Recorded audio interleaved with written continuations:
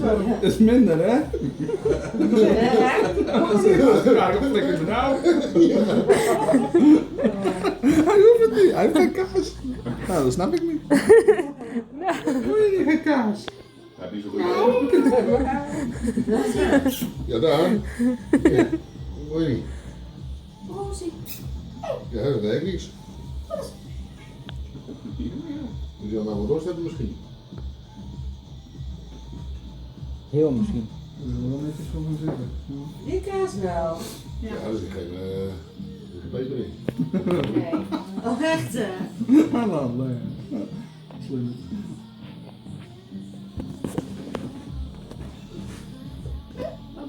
Ja, voor je neus. Zo. Ik zag net door mijn zoon. Neem dat hoor. Laat ze ook een keer. Laat ze ook een keer pakken.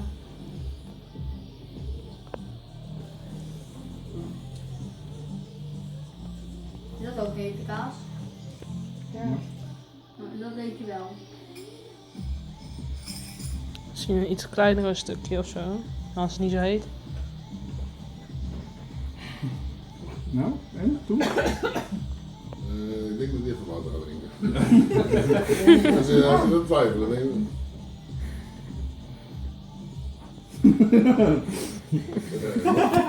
Ja. Als ik die kant Ik heb nooit in een pindakaas zitten. En dan die bosjes Oh, erop. de bruine smak, hè? Dat is... Nee, maar je zat na een half uur zat hij nog. Ja. Ja. Nee, Bruce?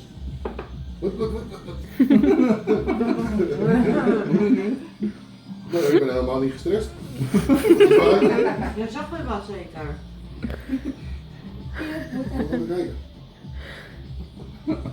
Zo. Dat gaat niet goed met dat beest, hoor. Oh, moet je ook een stukje Straks sambal. een extra stukje rondje lopen. Dan moet je ook een stukje sambal neerleggen. Straks dan is het een worst met pootjes.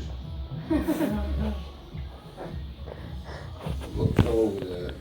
Komt hij erin? Ja. Eet hij het wel op Hallo. of eet hij het wel op of legt hij het gewoon Nou, neer? bij de Hij eet school het op. was een vrouw met zo'n klein boeletje.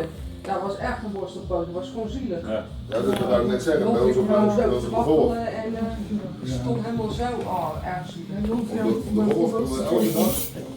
De vrouw is een beetje leeg. 3 keer op de dag moeten ze de hond eruit laten. Dan lopen ze zo, die hond.